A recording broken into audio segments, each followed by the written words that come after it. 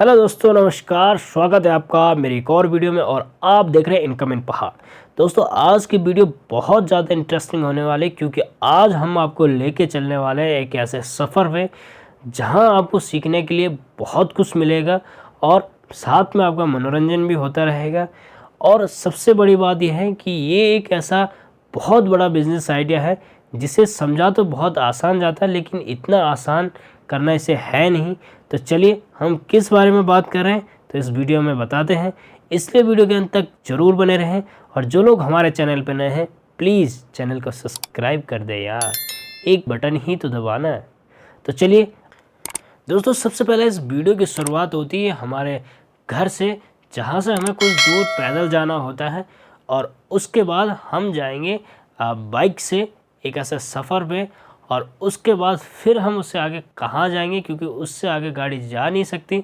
अब वहाँ क्या जाती है, हेलीकॉप्टर जाता है या क्या जाता है, वो हम आगे इस वीडियो में बताएंगे। तो चलिए, तो दोस्तों फाइनली हमने कच्ची सड़क वाला जो रास्ता था वो पार किया और अब हम वापस अपनी गाड़ी पार करके निकल पड़े हैं पैदल रास्ते पे। और कितना किलोमीटर का ये ट्रैक है आई डोंट नो, क्योंकि हम पहली बार इस ट्रैक पे आ रहे थे। तो चलिए आगे देखते हैं क्या होता है और कैसा ये रास्ता है। देखिए, अब यहाँ से शुरू होती बेहद खतरनाक चढ़ाई, जहाँ से आपको आपके मंजिल तक पहुँचने के रास्ते भी खुद ढूंढने होते हैं और एक सही रास्ते पे पहुँचना होता है। अभी आप यहाँ से देखिए, पूरा जो बुग्याली एरिया है, जो ट्रैकिंग का एरिया है, वो स्टार्ट हो चुका है।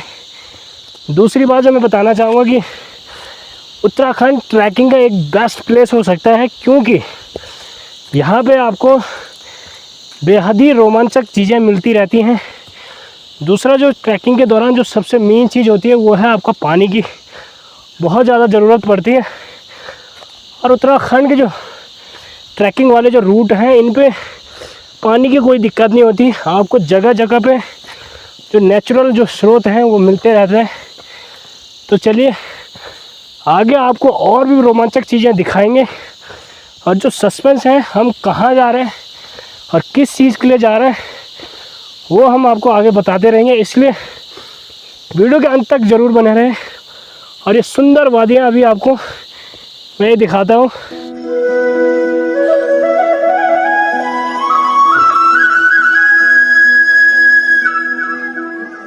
देखिए, बेहद खड़ी चढ़ाई पार करने के बाद हम अपनी मंजिल के थोड़ा करीब पहुँचे हैं और वहाँ का नज़ारा हमारी पूरी थकान को कम कर देती है और आगे का जो सफ़र है उसके लिए हमें मोटिवेट करती है।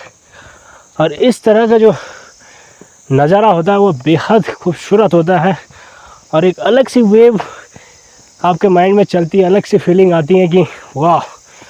और इस तरह का जो बुग्याली एरिया है, ये अगर बरसाती समय पे अगर आप आते हैं इस तरह के ट्रैकिंगों पे, तो इस तरह के जो बुग्यालों में फूल खिले हुए रहते हैं वो और भी आपके सफ़र को और भी रोमांचक बना देते हैं और भी खुशनुमा बना देते हैं। और यहाँ का जो सफ़र है, यहाँ का जो जीवन है, वो बेहद मुश्किल भरा रहता है। देखिए, आपने आए दिन सोशल मीडिया इन चीज़ों पे देखा होगा कि पहाड़ों का लाइफस्टाइल हर कोई जी रहा है, लेकिन जो एक्चुअल जो लाइफस्टाइल होता है उसको संघर्ष करना बेहद मुश्किल होता है। अभी आप सामने देखिए, ये उस जगह से वापस नीचे उतर रहे हैं और इनका स्टैमिना जो होगा ये बेहद अलग होगा। इनका जो स्टैमिना होगा, इनकी जो एज है, उस एज के हिसाब से आप नहीं आइडिया लगा पाएंगे कि इस तरह की बेहद खड़ाई चढ़ाई पार कर पाना, उस पर डेली अप डाउन करना बहुत मुश्किल भरा रहता है और आम बात नहीं होती इस तरह के सफ़र को कंप्लीट करना। अभी देखो, ये ताऊजी हैं और इतनी हमारी हालत ख़राब हो गई है, इतना ऊपर चढ़ते हैं, लेकिन इनके पास देखिए कितना सामान के साथ बिल्कुल रिलैक्स होकर ये चढ़ रहे हैं। ताऊजी प्रणाम। गौर पहुँचा आप हमारे घर से खोन्नु। अच्छा, खोन्नु कोटमा दिक्कत हुई तुम तो जानिए चढ़ना बुढ़िया आइमे तो बड़े से चढ़े पर नहीं चढ़े चढ़मा बुढ़िया आइमे, लेकिन फिर भी बहुत बड़ी बात है, ये उम्र में ही था चढ़े चढ़े। तब यो हमारी से ना भीड़ भूड़ से तब तो लवेल हो जाता ना। अच्छा, ये ऊन निकाल पड़े ना। अच्छा, ये ऊन कौन निकाला ना आप? ये हम खुद पिरोने नहीं थे। हाँ हाँ, खुद भी रोनी खुद से कैंची टाइप है। हाँ कैच कर अच्छा ये काटन ना तो ते खुद भी काट रोनी ऊन अच्छा मतलब अब ऊन और विकास को नहीं हाँ खास करते अब तक की छोड़ना तुम जाओ तुम झेल लगी हाँ हाँ अब जब ऊन बिकने नहीं होता मोटी ऊन ना ये मोटी ऊन जो है कोई ध्यान नहीं अब वो लोग सब आजकल बड़ा इस्तेमाल यूज नहीं करना नहीं तो जो कुछ जान नहीं ना सभी प्रयास करते जान सो क्या लेकिन ते चीज़ है कोई मतलब नहीं आजकल और मैं भी लाना तो मैं नहीं बेच नहीं है अच्छा मैं खुद ₹50 किलो बिक जानी ऊन ये कोई कॉ बिक दे भी तनी हल्का में जाने पक्वे दी नहीं था मैं 200-300 रुपये मिल जाने मैं बोला खाली पढ़ने से तो मैं खाली जाना कमरे सफेद और काली दुई टाइप ये दुई टाइप है नहीं ये सफेद छ बढ़िया ऊन तो ये क्या बने सकता जान अब ये तो मैंने अच्छी ऊन था ना तो नहीं बन तो और दिन तो पहले पुराने जमाने में तो लोग ये तो खोई तो नहीं मिलती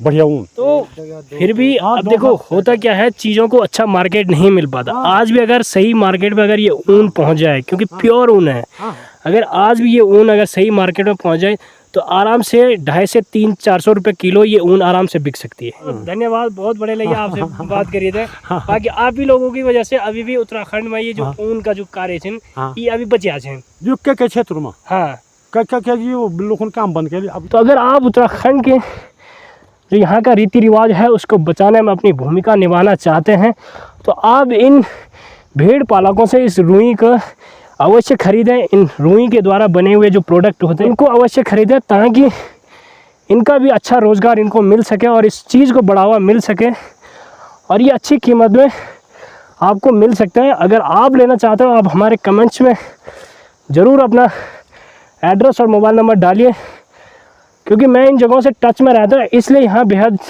आसानी हो जाती है इन चीज़ों का मिलना। दूसरा अगर आप इस तरह के क्षेत्रों में आते हैं तो आप कोशिश करिए कि यहाँ प्लास्टिक और कचरे से दूर रखें। देखिए ग्रीन पर्दे पर आपने मैन वर्सेस वाइल्ड तो बहुत देखा होगा कि किस तरह के एक सुनसान एरिया में अपना जीवन व्यतीत करते हैं लेकिन वो एक ग्रीन पर्दे पे दिखाया जाता है लेकिन जो एक्चुअल हमारे मैन वर्सेस वाइल्ड हैं ये लोग होते हैं जो इस तरह का जीवन अपना जीते हैं। एक प्लास्टिक का जो स्ट्रक्चर इन्होंने बनाया हुआ है ये बांस का यहाँ पर डाला हुआ है उसके ऊपर से त्रिपाल डाला हुआ है और बेहद सुकून भरा जीवन ये जीते हैं। तो वाकई में सैल्यूट है हमारे इस उत्तराखंड के हीरोज़ के लिए जो आज भी उत्तराखंड के रीति रिवाजों को उत्तराखंड की संस्कृति को बचाने में एक अहम भूमिका निभाते हैं। अभी हमारे साथ यहाँ पे एक अंकल जी हैं इनसे बात करते हैं और जानते हैं इनके एक्सपीरियंस के बारे में कि कैसा लगता है इनको। आजकल समय बहुत आधुनिक हुएगी आप लोगों मन निकल कि शहरों तरफ जो हम शहरों में रहों ये जंगलों से बड़े लेकिन आजकल आप देखो हर कोई शहरों में रहना चाहें ये काम तक कोई नहीं करना चाह नहीं कर जाना क्या करना का नहीं ये काम से कोई बना जन की बच्चे काकबल ये छोड़ जावल ये काम कराना पर लेकिन हम अभी तक जो छन बस चलन लगे छन 60 साल उम्र भी हुई अब तो अभी हम करने लगे छन काम की यार चल बच्चे कन कहीं भी कन गया माना कोई ये रोजगार तक कन चाहन ये भेड़ पालक थे तो क्या बोल चाहना आप क्या चाहिए मैं फायदा छो या नहीं अब फायदा तो क्या होना था फायदा भी छे क्या मैंने अमुन तो चौवानी पर बैठे तब जमान था मैंने चौवानी पर बैठे हिसाब होते आ तो 300-400 छन यो जीवन लिया तब अमुन मैंने तथ्या पर करी काम गया तो आज डेट में कथा बेरा होला तुम बियर भी मेमू कत छन ये 400-500 छन गया अच्छा से 5000 समाज तब बैडू लगाया था 600 बियर बोल गया 600 माने यो बेरा कीमत कथा आवल जाने यो टांग रे कीमत आज डेट में मैंने ये कह देना नहीं 300 समझ आ गया 300 रुपये है ना ये तो तुम्हारे रिकॉर्ड हो गया ना जो बस। आप लोग तो जाना माना बेचन पर्पज से कथा बेचना पर्पज तो तब से मालिक बोला कि भाई ये मैं बेच दूंगा लगभग 1 साल का अगर जो साल भर बोल तो तय मैंने नॉर्मल 11-12 हज़ार से कम कोई नहीं बने। अच्छा मतलब 500-600 भेड़ आप मुझे और 12,000 रुपये यो भेड़ की कीमत यो भेड़ सके तो दोस्तों आप इंक्लूड कर सकते हो कि एक आदमी 500 भेड़ों का मालिक है और 12,000 रुपये एक भेड़ की कीमत है। देखिए अगर आप इस बिज़नेस को अगर बड़े स्केल पर लार्ज स्केल पर करेंगे तो जहाँ जैसे अंकल जी कह रहे हैं कि 600 भेड़ें इनके पास हैं और 12,000 रुपये एक भेड़ की कीमत है और हर साल अगर कुछ ना कुछ बिकता रहता तो बहुत बड़ा प्रॉफिट इसमें हो सके। दूसरा अंकल जी जो इनकी रुई होती है क्योंकि ऊन वरना हाँ ये ऊन दिखने चाहिए भी है ऊन बिक को लियाना कोई लियाना का नहीं तब पोर पुर यार तुम खाली दरे लगना यमन ऊन हो गया खाली लोन से यार बस खाली तब डोलना तना तो ये दो का बनता कोठो का बनता मैंने दो की वन से क्या पर कोई करना होता तैयार है नहीं कोई करनी आप बेचण चाला माना मार्केट में कितना रुपए किलो भी बेचण चाला अभी अब ये ब्याज दानता नहीं क्या 100 रुपये किलो भी दे सकता 40 पर भी दे सकता 60-80 पर भी दे सकता नहीं हमने देना नहीं पर जब कोई उन्होंने नहीं कोई देना नहीं इसे तब उनका खाल दर लगे अब दिया को तुम तक मुझे इधर भी माठा नहीं होता सारी मुने तब उनका बर्बाद करो कोई करना होता तैयार नहीं क्या वो करनी अब तो कुछ कारण पता लगी आप देखिए किले नहीं लो ये धन कन चाह ये धन यमन नहीं करना चाह रहा हूँ कि कुआ का नहीं कष्ट अब ये धोवा कोरा काता बोना कुछ काम करना होता तैयार नहीं है नहीं करना चाहना क्या मेहनत हर चीज में जो और नॉर्मल कपड़ा भी सब बड़ी बड़ी फैक्ट्री में धुल बंद तब अब जब सब संग प्रोसेस में हुए था लेकिन अगर ये मेन दिक्कत है शायद ये अच्छी मार्केट मिली नहीं मिलती क्या हकीकत बात है हम मार्केट नहीं मिलती था ये हमारे सफ़र में एक और चीज़ मिली है ये है यहाँ पे भेड़ पालक लोग हैं बहुत रोचक चीज़ें आज मैं आपको इस वीडियो में बताऊंगा बहुत सारी चीज़ें हैं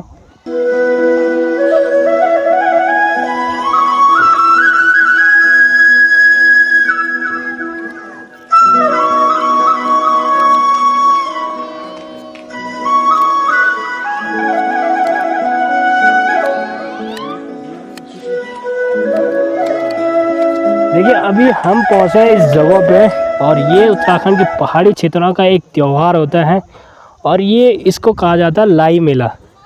इसमें होता क्या है कि पहाड़ी क्षेत्रों में जो भेड़ पालक लोग होते हैं उनकी सारी भेड़ जो बुग्यालों से नीचे उतर जाती हैं और इनकी जो ऊन होती है उसको काटने का काम किया जाता है। इस ऊन को काटने के जिन जिन लोगों की भेड़ें होती हैं वो सारे उस पर्टिकुलर बुग्याल पे आके उस पर्टिकुलर जगहों पे आके अपनी अपनी भेड़ों को छानते हैं और उन भेड़ों को छान के उनकी ऊनें काटी जाती हैं उनको उनके जो फर होते हैं उनको निकाला जाता है। इसमें सबसे मेन चीज़ है जो सबसे रोचक चीज़ें हैं कि इतनी संख्या में अपने भेड़ पहचानना काफ़ी मुश्किल भरा रहता है। हमें तो इसमें पता नहीं चल रहा कि कौन सी क्या है लेकिन ये लोग बड़ी आसानी से अपने भेड़ पहचान लेते हैं। और यहाँ पे कल के दिन पे काफ़ी बड़े लेवल पे मेला लगता है। जो गांव के लोग होते हैं जो महिलाएं होती हैं जो पुरुष होते हैं वो एक बड़ी संख्या में इन भेड़ों का आनंद लेते हैं इन बुग्यालों का आनंद लेते हैं। अगर इस ऊन को अगर एक अच्छा मार्केट मिले तो आराम से 300 से 400 किलो ये ऊन बिक सकती है मार्केट में। अभी ये सारी ऊन दूर दूर तक आप देख रहे हैं ऊन के ढेर पड़े हुए हैं। अब ये लोग अपने जैसे ही अपनी भेड़ों को इनका ऊन निकालेंगे इनके ये बालें छोटे करके ये ऊन वैसे की वैसी यहीं पे पड़ी रहेगी। इनमें इस लोगों का कोई दोष नहीं है, दोष है हम और आप लोगों का जो हम अपने पहाड़ी क्षेत्रों के जो लोकल जो एक्चुअल जो प्रोडक्ट है उसको ख़रीदने में झिझकते हैं। हमारा जो गढ़वाल का जो मेन प्रोडक्ट है वो है हमारा गढ़वाल का दोखा होता है और कोठा जिसको बोलते हैं गढ़वाली में, ये चीज़ें होती हैं। और जो दोखा इसका हो जाता है वो बहुत फेमस चीज़ है। इसको अगर आप बर्फीली जगहों पे पहनते हैं तो गारंटेड है कि उसके अंदर बर्फ़ नहीं घुसती है और ठंड उसके अंदर नहीं घुसती है। और क्विंटलों के हिसाब से ये रुई यहाँ पे पड़ी हुई है और ये जैसे कि तैसे ही पड़ी रहती है। ये धीरे धीरे ऐसे ही मिट्टी में दब जाती है, धीरे धीरे बर्फ़ के नीचे दब जाती है। तो ये एक दुर्भाग्य है। लेकिन अगर आप लोग इस वीडियो को देख रहे हैं तो इस वीडियो को शेयर करिए ताकि इन जो व्यवसाय जो भेड़ पालक व्यवसाय है इन लोगों की जो ये रुई है जो वेस्ट पड़ी हुई है इनको कुछ प्रॉफिट मिल सके, एक अच्छा मार्केट मिल सके। और क्विंटलों के हिसाब से ये रुई पड़ी हुई, आप जहाँ तहाँ देखेंगे पूरी रुई बिखरी हुई पड़ी मिलेगी आपको, क्योंकि इसका एक मार्केट नहीं है। क्योंकि देखिए उत्तराखंड सरकार बहुत वायदे करती है कि ये करेंगे वो करेंगे। अगर इन जगहों से अगर हर एक जगहों से हर एक बुग्यालों से, क्योंकि ये हर 6 महीने साल भर में ये भेड़ों की जो ऊन की कटाई का जो वो होता है वो चलता है और ये हर साल कम से कम 6 महीने में क्विंटलों के हिसाब से ये रुई निकलती है और ये वेस्ट रहती है। अगर उत्तराखंड सरकार इस भेड़ पालकों के रूप में अगर इस रुई का इस ऊन का कुछ इस्तेमाल करना चाहे तो ये बेहद ज़रूरी है। अच्छा, अभी कुछ लोग यहाँ पे अपने काम में जुटे हुए हैं तो चलो इनसे बात करते हैं कुछ। तो तुम ये काम करना ना आजकल आप देखो बहुत सारे लोग धीरे धीरे ये काम था छोड़ना है तो क्या कारण जी ये काम छोड़ना? एक एक आदमी के 10-10 जीवन नहीं आए, घर 15-15 नहीं आए, हमको तो कुछ नहीं मिलता है क्या? या कुछ हमारे इनके 12-13 इनके मरे, 12-13 इनके मरे, 12-13 हमारे मरे। और कोई हमको 1-2 बार हमने वो भी किया था, किसी ने बोला कि वो करो भाई फॉर्म भरो, भेड़ के लिए दवाई मिलेगी, तुम्हारा जो जीवन का नस्फोट होगा आधा आधा 50-50 होगा के दे सकते हैं हम, आधा आधा। किसी ने 2 बार हमने फॉर्म भी 150 में एक फॉर्म लाए, वो भर के दिया, उन्होंने भी कुछ नहीं को मिला ही नहीं, वो हमको पता भी नहीं कहाँ गई थी। जाना माना कोई बीमारी वगैरह भी लगे थी ऊपर? अब बीमारी का नहीं मकवान भी होता है, बीमारी अब आती है पूरा टोल का छे बीमारी, जख भी जाता हूँ बियर तो अब आधा छे रहे तो बनी अबियार आधा बिया नहीं है खार जब बियर जो बन गए आज भी योग जे थी वो छूटा बियर 4 गुणों पर बियर खा फर के रहते खार खाया तो अपन यार तो बाक और क्या किया सरकार ने? सरकार ने कुछ मदद कुछ नहीं कर रहे हैं। क्या किया? तो देखिए इसमें देखने वाली चीज़ ये है कि उत्तराखंड सरकार पशुपालन जो एनिमल हॉस्पिटल रहते हैं इनकी तरफ बहुत बढ़ावा देती है, लेकिन जो चीज़ ये बुग्यालों में जो भेड़ें होती हैं इन पे ढेर सारी बीमारियां भी लगती हैं, लेकिन उसके लिए कुछ पुख्ता इंतजाम होने चाहिए थे, क्योंकि एक संघर्षमय जीवन रहता है इन लोगों का भी और बड़ी मुश्किल से अपनी भेड़ों को बचाने का जो कार्य होता है उनको में जुटे हुए रहते हैं। अच्छा, दूसरा माना अगर आपको कोई ये कहता है कि आप शहरों में नौकरी करो, 8-10 हज़ार की आपको शहरों में नौकरी देंगे या आप ये भेड़ पालक का काम करें, दोनों में से आप कौन सा काम करेंगे? हम यही करेंगे। हम तो यही करेंगे, बेरी का काम का शहर में कहाँ जाना है हमने करेंगे तो हम अब बच्चे तो क्या करते हैं अब वो तो अब शहर में हम नहीं जा सकते हैं, हमारा काम तो यही है। बल्ब ये ऐसा है कि ये इसका काम वाली थोड़ा दवाई चल ज़्यादा है, पहले तो दवाई थोड़ा वो जो मरेंगे उसका इंश्योरेंस होता है, थोड़ा मेहनत ज़्यादा है। अगर कोई देश मिल सकता है तो हमने भी क्या बोलना है, वो आपकी इच्छा है, ज़बरदस्ती हम क्यों करने किसी को भाई, ये तो आपकी इच्छा है कि जो अगर किसी ने मर गया वो ट्रांसपोर्ट हो गया तो चलो भाई ये है आधा 50-50 भी हो सकता है तो वो भी सही है, ज़्यादा हम क्या बोल सकते हैं। बिल भी जाता काश्तकार का फायदा भी हो जाता है तो ठीक है। अब देखो अब ये ऊन जैसे ये हो गई है जो सब बाल कट गए, ये किसी काम का नहीं है। दूसरा माना जब ये आप इनकी जो बाल काटते हैं ये ज़रूरी होता है, लेकिन जो इसका ये रुई है जो एक्चुअल रुई है ये, तो इसका क्या करते हैं आप लोग? करना क्या है, हम घर में अपने हिसाब से गढ़वाली हिसाब से ये कोट बनाते हैं, किसके गढ़वाली में बोलते हैं ये धोखा बोलते हैं, वो भी बनाते हैं। कोई मफलर अब नए लड़के तो कोई नहीं बनाते हैं, बस जैसे हमारे दादा पिताजी वो बनाते हैं, अभी भी बनाते हैं। भाई जितनी इस पर मेहनत है इतनी फल नहीं मिलता है, इस पर ये रुई है ना तो इतना फल नहीं मिलता है जितनी इस पर मेहनत है। इस पर बहुत मेहनत है क्या, पहले चीज़ ये ओरिजिनल चीज़ है, चीज़ तो ये ओरिजिनल अगर बना सकते या तो ओरिजिनल चीज़ है।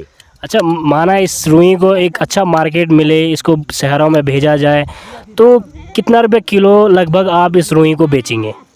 अब तो तुम तो हमने क्या बोलना है, अगर 200 किलो 300 किलो 500 किलो तक भी अच्छी वाली ऊन, जो अच्छी वाली काली वाली होती है, अलग अलग रंग की होती हैं भीड़, एक ही रंग तो होती नहीं है, कोई सफ़ेद वाली काली होती है, वो कोई 5-7 रंग की होती हैं भीड़, तो अलग अलग रंग वाली काली चाहिए। ज़्यादा सफ़ेद ही करते हैं, जो भी करता है पसंद, जो भी होता है पसंद ज़्यादा सफ़ेद ही करते हैं। पर काली भी अगर ये सही है तो ले जाते हैं क्या, अलग अलग भाव होता है इनका, सफ़ेद का अलग होता है, काली का अलग होता है। जैसे कोई ले जाता था ना, कभी हमारे घर में आते थे तो 50-200 रुपये किलो ले जाते थे कोई, अगर कोई ले जाता कोई इच्छुक है बनाने का तो दे देंगे। अगर नमक के लिए भी निकलेगा तो बहुत है, अगर भेड़ के लिए नमक के लिए भी निकलेगा तो बहुत है इतना। अच्छा, दूसरा अभी जब से देश में कोरोना आया है तब से बहुत सारे लोग अपने खुद के रोज़गार पे लगे हुए हैं। तो अगर माना कोई इसको अपने रोज़गार के तौर पर इसको अपनाना चाहता है तो इसमें नुकसान क्या है और फ़ायदे क्या हैं? क्या ये सही है, रोज़गार के तौर पे इसको अपना सकते हैं या नहीं? फ़ायदा है क्या, अब हमारे बीवी बच्चे इसी पीछे पल रहे हैं, फ़ायदा तो वही है, हमारा रोजी रोटी समझो। अच्छा, दूसरा ये अंकल जी कह रहे हैं कि इस साल बीमारी लगी है काफ़ी भेड़ों पे, तो उस बारे में क्या कहेंगे आप? सरकार की तरफ से कुछ मदद मिली है या? हमने बोला भी था कि यार चलो ऐसा काम करो, अब थोड़ा आओ भाई। बीमारी घुस गई क्या ये साल अगले, एक तो इनको लैटिंग हो रही गलत, किसी स्वास्थ्य एक तो लैटिंग उनके साफ खराब हो रखे है, दूसरी बात चारों पाँव इनके खराब हो रखे हैं, किसी स्वास्थ्य विभाग ने ना कोई कोई दवाई इनके अंदर पेट में कीड़े भी होते हैं, इस भेड़ की इनको हर साल में 2 बार 3 बार दवाई पिलानी पड़ती है। इसके लिए इस साल इनके चारों पाँव खराब हो गए, भेड़ ज़्यादा बर्बाद हो गई। इस साल बहुत नुकसान हुआ।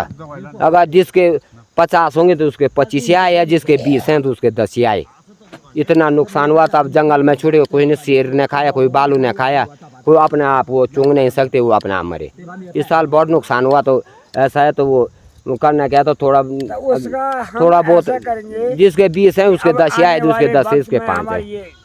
और अभी जो हमारे जो रियल हीरोज़ हैं, जो हमारे उत्तराखंड की संस्कृति को बचाने में अपनी अहम भूमिका निभाएं, इन पे एक समस्या आप बड़ी है कि इनके हज़ारों भेड़ों को ढेर सारी बीमारियों ने जकड़ा हुआ। इस बार कहीं के चारों पाँव पे दिक्कत आने लगी है। इनके फीवर इनको हुआ है, पेचिस में इनको दिक्कत आ रही है, बहुत सारी ऐसी दिक्कतें हैं। पालन के लिए कोई डॉक्टर ही नहीं है हमारे यहाँ। अगर पशु बीमार हो गए ना, भैंस होते हैं, गुड़े खच्चर होते हैं, गाय होते हैं, बैल होता है, भेड़ बकरी, भाई यहाँ कोई पशुपालन की व्यवस्था कुछ नहीं है। अगर दवाई के लिए गुप्तकाशी जाओ, ये बोलते हैं यहाँ नहीं है, यहाँ ऐसा हुआ, ज्ञान से हलाते जाओ, फलाते जाओ, वो सीधे बोलते हैं। भाई यहाँ पशुपालन के लिए डॉक्टर चाहिए, जीवों के लिए। आदमी तो अगर कहीं दर्द होगा वो तो बताएगा मेरे दर्द यहाँ हो रहा, वो क्या, उनके लिए डॉक्टर होना बहुत जरूरी है। देखिए, जिस जगह पे मैं आया हूँ ये है उत्तराखंड के रुद्रप्रयाग डिस्ट्रिक्ट के सुदूरवर्ती गांव चौमासी गांव में।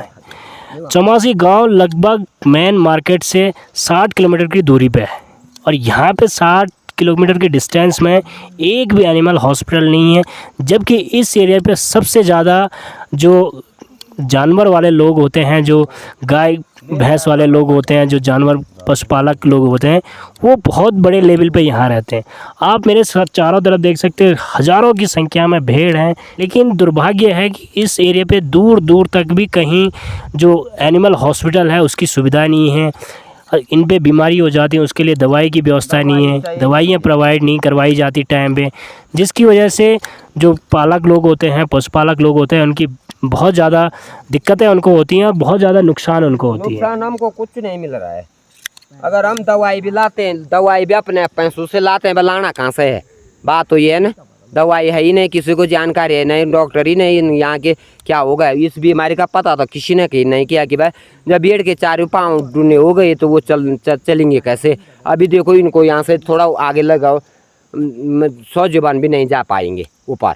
बात तो ये है ना, दवाई लाने कहाँ से लोग? तो देखिए, मेरी उत्तराखंड सरकार से और जो हमारा एनिमल डिपार्टमेंट है रुद्रप्रयाग डिस्ट्रिक्ट, जो हमारा मुख्य पशु चिकित्सा केंद्र है, उनसे मेरी रिक्वेस्ट है कि आप इस चीज़ को थोड़ा संज्ञान में लें, क्योंकि उत्तराखंड के जो बुग्याली क्षेत्र है वहाँ पे जो भेड़ों को जो दिक्कतें हो रही वो एक भयानक रूप लेगी आने वाले समय में। इसलिए आप थोड़ा पहले इसका संज्ञान लें। मैं इस रिक्वेस्ट करना चाहूँगा कि इसलिए आप वीडियो को शेयर करिए, और धीरे धीरे अगर यही समस्या होती रहेगी तो धीरे धीरे उत्तराखंड के पहाड़ी क्षेत्रों से ये व्यवसाय भी धीरे धीरे ख़त्म हो जाएगा। अगर यही प्रॉब्लम, यही समस्या इन लोगों को आती रही तो ये भी अभी धीरे धीरे फेंक दी जाएगी, क्योंकि थोड़ी देर में बारिश आने वाली है और ये वापस भीगती जाएगी और धीरे धीरे दबती जाएगी पत्तियों के नीचे, बर्फ़ के नीचे, और धीरे धीरे ये वेस्ट जाएगा। मैं गारंटी के साथ कह सकता हूँ कि अगर इस रुई को एक अच्छा मार्केट मिले तो ये बहुत बड़ा एक प्रोडक्ट हो सकता है हमारे उत्तराखंड से, हमारे उत्तराखंड का। उत्तराखंड सरकार या अन्य जो भी है, सरकार स्वरोज़गार की बात करती है, लेकिन स्वरोज़गार को रास्ता दिखाना सरकार का काम होता है। स्वरोज़गार के लिए एक रूट मैप बनाना सरकार का काम होता है। और क्या स्वरोज़गार है वो देखिए, लोगों ने भेड़ पालना स्टार्ट किया, रोज़गार किया, लेकिन उसके द्वारा जो रुई निकली, जो भेड़ों के द्वारा जो रुई निकली, वो इस तरह की वेस्ट पड़ी। अभी आप मैं और नज़दीक दिखाते थे, कितनी मखमली रुई ये है, ये आप देखिए कितनी मखमली रुई है। अगर इसको मशीन में डाला जाए, इसका कपड़ों के लिए इसका यूज़ किया जाए तो बेहद उपयोगी और बेहद कीमती ये हो सकती है। लेकिन ये तो यहाँ पे आप देखिए पूरे के पूरे रुई के ढेर। अभी आप दूर तक जाएंगे, उस चीज़ के पीछे भी जाएंगे तो वहाँ भी ऐसे ही रुई के ढेरे पड़े हुए मिलेंगे, सब कुछ वेस्ट मिलेगा आपको। लेकिन आगे से एक बेड़ा रहेगा हमारा कि इस तरह की चीज़ों को, ये जो उत्तराखंड में जो ये वेस्ट चीज़ें जा रही, जो उत्तराखंड में भेड़ पालकों की जो बुरी स्थिति हुई है, उसको सुधार करने का एक बेड़ा उठाया जाएगा। और आप लोगों से मेरी रिक्वेस्ट है हाथ जोड़ के कि आप इस वीडियो को शेयर करिए ताकि इन लोगों का जो रोज़गार है उसमें इजाफा हो सके, उसमें मुनाफा हो सके और एक अच्छी वैल्यू इनको मिल सके।